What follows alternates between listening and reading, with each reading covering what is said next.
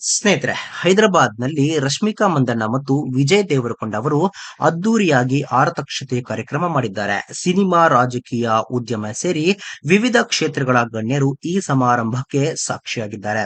ವಿರೋಶ್ ಆರತಕ್ಷತೆ ಕಾರ್ಯಕ್ರಮದ ಫೋಟೋಗಳು ಲಭ್ಯವಾಗಿದೆ.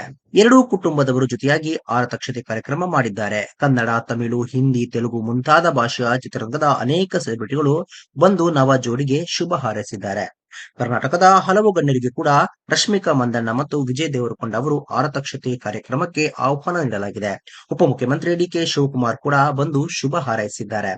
ನಾನಿ, ರಾಮ್ ಚರಣ್, ನಾಗಾರ್ಜುನ, ವೆಂಕಟೇಶ್, ಶರತ್ ಕುಮಾರ್ ಮುಂತಾದ ಕಲಾವಿದರು ಆರಕ್ಷತೆಗೆ ಬಂದಿದ್ದಾರೆ. ಪ್ಯಾನ್ ಇಂಡಿಯಾ ಮಟ್ಟದಲ್ಲಿ ಫೇಮಸ್ ಆಗಿರುವ ಈ ಜೋಡಿಗೆ ಸಿಕ್ಕಾಪಟ್ಟೆ ಬೇಡಿಕೆ ಇದೆ. ಬದ್ಧತೆಯ ದೃಷ್ಟಿಯಿಂದ ಕೇವಲ ಆಹ್ವಾನ ಇದ್ದವರಿಗೆ ಮಾತ್ರ ಈ ಆರತಕ್ಷತೆಗೆ ಎಂಟ್ರಿ ನೀಡಲಾಗಿದೆ. ಈಗಾಗಲೇ ಅಭಿಮಾನಿಗಳಿಗಾಗಿ ಹಲವಾರು ಕಡೆಯಲ್ಲಿ ಅನ್ನದಾನ ಮತ್ತು ಸಿಹಿ ವಿತರಣೆ ಮಾಡಲಾಗಿದೆ.